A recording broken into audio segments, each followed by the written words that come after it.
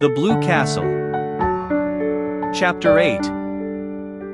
Valancy did not sleep that night. She lay awake all through the long dark hours, thinking. She made a discovery that surprised her. She, who had been afraid of almost everything in life, was not afraid of death.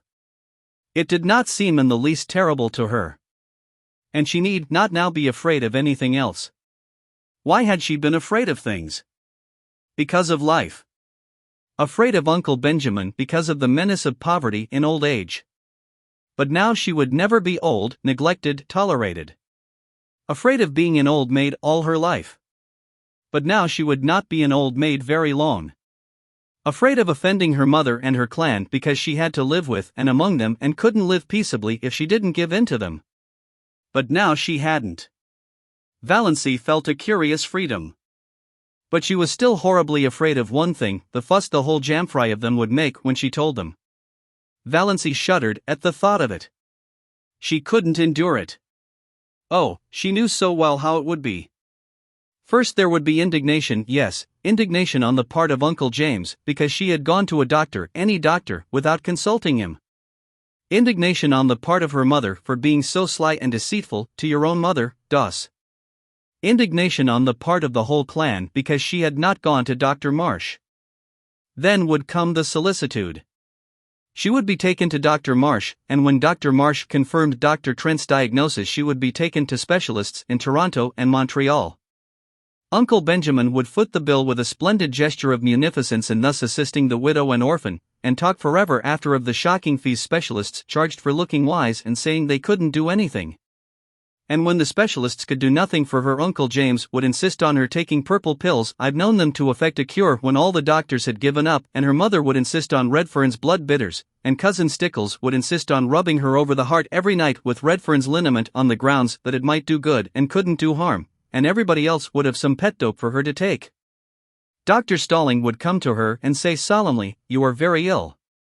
Are you prepared for what may be before you?" Almost as if he were going to shake his forefinger at her, the forefinger that had not grown any shorter or less knobbly with age. And she would be watched and checked like a baby and never let do anything or go anywhere alone.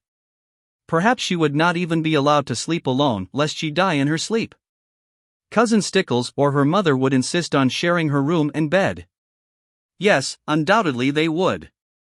It was this last thought that really decided Valancy. She could not put up with it, and she wouldn't. As the clock in the hall below struck 12, Valancy suddenly and definitely made up her mind that she would not tell anybody. She had always been told, ever since she could remember, that she must hide her feelings. It is not ladylike to have feelings, Cousin Stickles had once told her disapprovingly. Well, she would hide them with a vengeance. But though she was not afraid of death, she was not indifferent to it. She found that she resented it. It was not fair that she should have to die when she had never lived. Rebellion flamed up in her soul as the dark hours passed by, not because she had no future, but because she had no past. I'm poor, I'm ugly, I'm a failure, and I'm near death, she thought. She could see her own obituary notice in the Deerwood Weekly Times, copied into the Port Lawrence Journal. A deep gloom was cast over Deerwood, etc., etc. Leaves a large circle of friends to mourn, etc., etc., etc. Lies, all lies. Gloom, forsooth. Nobody would miss her. Her death would not matter a straw to anybody.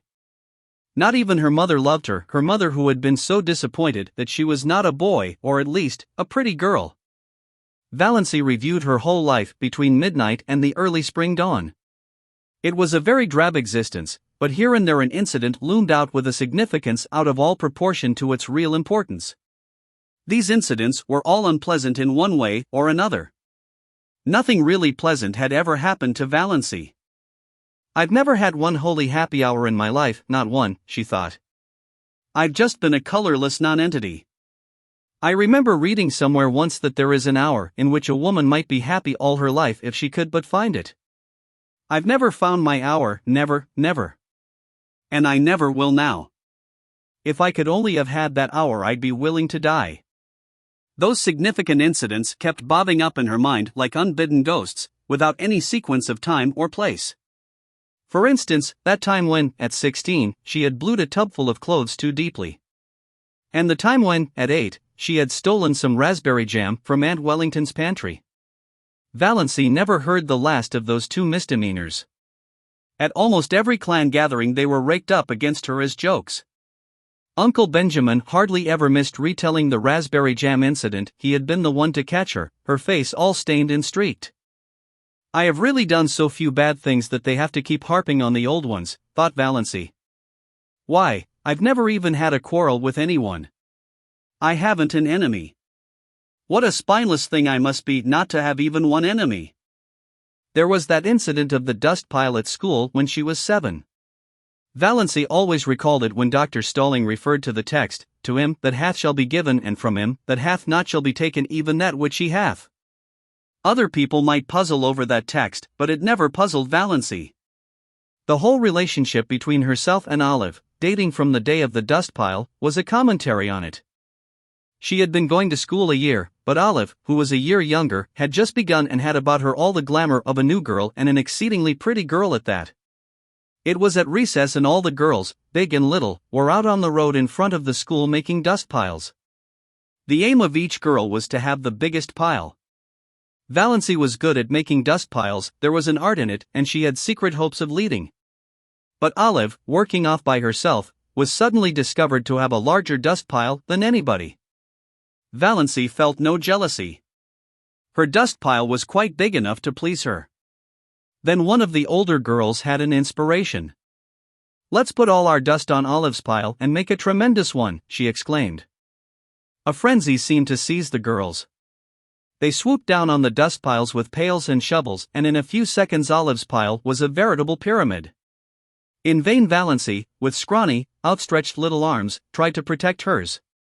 She was ruthlessly swept aside, her dust pile scooped up and poured on Olive's. Valancy turned away resolutely and began building another dust pile. Again a bigger girl pounced on it. Valancy stood before it, flushed, indignant, arms outspread. "Don't take it," she pleaded. "Please don't take it." "But why?" demanded the older girl.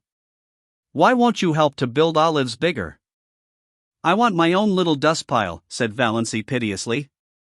Her plea went unheeded. While she argued with one girl, another scraped up her dust pile.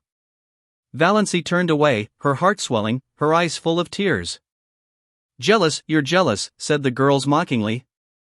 "You were very selfish," said her mother coldly, when Valancy told her about it at night. That was the first and last time Valancy had ever taken any of her troubles to her mother. Valancy was neither jealous nor selfish. It was only that she wanted a dust pile of her own, small or big mattered not. A team of horses came down the street, Olive's dust pile was scattered over the roadway, the bell rang, the girls trooped into school and had forgotten the whole affair before they reached their seats. Valancy never forgot it. To this day she resented it in her secret soul. But was it not symbolical of her life? "I've never been able to have my own dust pile," thought Valancy. The enormous red moon she had seen rising right at the end of the street one autumn evening of her 6th year. She had been sick and cold with the awful, uncanny horror of it. So near to her. So big. She had run in trembling to her mother, and her mother had laughed at her. She had gone to bed and hidden her face under the clothes in terror lest she might look at the window and see that horrible moon glaring in at her through it. The boy who had tried to kiss her at a party when she was 15. She had not let him, she had evaded him and run. He was the only boy who had ever tried to kiss her.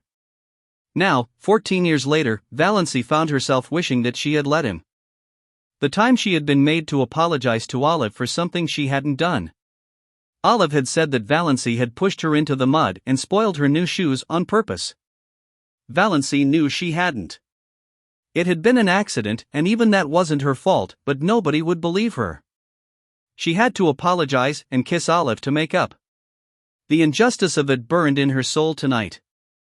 That summer when Olive had the most beautiful hat, trimmed with creamy yellow net, with a wreath of red roses and little ribbon bows under the chin. Valancy had wanted a hat like that more than she had ever wanted anything. She pleaded for one and had been laughed at. All summer she had to wear a horrid little brown sailor with elastic that cut behind her ears. None of the girls would go around with her because she was so shabby, nobody but Olive. People had thought Olive so sweet and unselfish. I was an excellent foil for her, thought Valancy. Even then she knew that. Valancy had tried to win a prize for attendance in Sunday school once. But Olive won it. There were so many Sundays Valancy had to stay home because she had colds. She had once tried to say a piece in school one Friday afternoon and had broken down in it. Olive was a good reciter and never got stuck. The night she had spent in Port Lawrence with Aunt Isabel when she was 10. Byron Stirling was there, from Montreal, 12 years old, conceited, clever. At family prayers in the morning Byron had reached across and given Valancy's thin arm such a savage pinch that she screamed out with pain. After prayers were over she was summoned to Aunt Isabel's bar of judgment. But when she said Byron had pinched her, Byron denied it. He said she cried out because the kitten scratched her. He said she had put the kitten up on her chair and was playing with it when she should have been listening to Uncle David's prayer. He was believed. In the Stirling clan the boys were always believed before the girls. Valancy was sent home in disgrace because of her exceedingly bad behavior during family prayers, and she was not asked to Aunt Isabel's again for many moons. The time cousin Betty Stirling was married. Somehow Valancy got wind of the fact that Betty was going to ask her to be one of her bridesmaids. Valancy was secretly uplifted. It would be a delightful thing to be a bridesmaid. And of course she would have to have a new dress for it, a pretty new dress, a pink dress. Betty wanted her bridesmaids to dress in pink. But Betty had never asked her, after all. Valancy couldn't guess why, but long after her secret tears of disappointment had been dried, Olive told her. Betty, after much consultation and reflection, had decided that Valancy was too insignificant, she would spoil the effect. That was 9 years ago. But tonight Valancy caught her breath with the old pain and sting of it. That day in her 11th year when her mother had badgered her into confessing something she had never done. Valancy had denied it for a long time, but eventually for peace sake she had given in and pleaded guilty. Mrs. Frederick was always making people lie by pushing them into situations where they had to lie. Then her mother had made her kneel down on the parlor floor, between herself and Cousin Stickles, and say, "Oh God, please forgive me for not speaking the truth." Valancy had said it, but as she rose from her knees she muttered, "But, oh God, you know I did speak the truth." Valancy had not then heard of Galileo, but her fate was similar to his. She was punished just as severely as if she hadn't confessed and prayed. The winter she went to dancing school. Uncle James had decreed she should go and had paid for her lessons. How she had looked forward to it! And how she had hated it! She had never had a voluntary partner. The teacher always had to tell some boy to dance with her, and generally he had been sulky about it. Yet Valancy was a good dancer, as light on her feet as thistledown. Olive, who never lacked eager partners, was heavy. The affair of the button string, when she was 10. All the girls in school had button strings. Olive had a very long one with a great many beautiful buttons. Valancy had one. Most of the buttons on it were very commonplace, but she had 6 beauties that had come off Grandmother Stirling's wedding gown, sparkling buttons of gold and glass, much more beautiful than any Olive had. Their possession conferred a certain distinction on Valancy. She knew every little girl in school envied her the exclusive possession of those beautiful buttons. When Olive saw them on the button string she had looked at them narrowly but said nothing then. The next day Aunt Wellington had come to Elm Street and told Mrs. Frederick that she thought Olive should have some of those buttons. Grandmother Stirling was just as much Wellington's mother as Frederick's. Mrs. Frederick had agreed amiably. She could not afford to fall out with Aunt Wellington. Moreover, the matter was of no importance whatever. Aunt Wellington carried off 4 of the buttons, generously leaving 2 for Valancy. Valancy had torn these from her string and flung them on the floor. She had not yet learned that it was unladylike to have feelings and had been sent supperless to bed for the exhibition. The night of Margaret Blunt's party.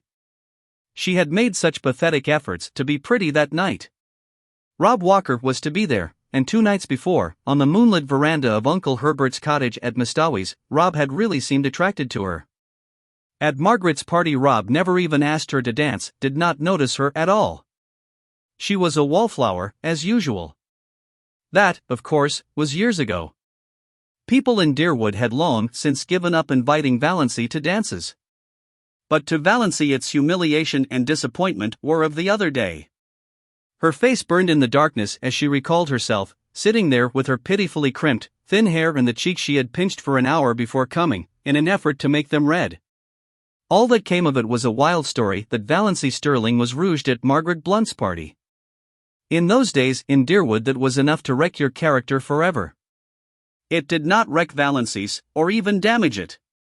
People knew she couldn't be fast if she tried. They only laughed at her.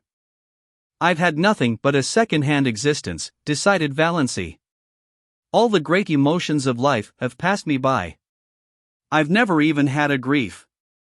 And have I ever really loved anybody? Do I really love Mother? No, I don't. That's the truth, whether it is disgraceful or not. I don't love her, I've never loved her. What's worse, I don't even like her. So I don't know anything about any kind of love. My life has been empty. Nothing is worse than emptiness. Nothing. Valancy ejaculated the last nothing aloud passionately. Then she moaned and stopped thinking about anything for a while. One of her attacks of pain had come on. When it was over, something had happened to Valancy, perhaps the culmination of the process that had been going on in her mind ever since she had read Dr. Trent's letter.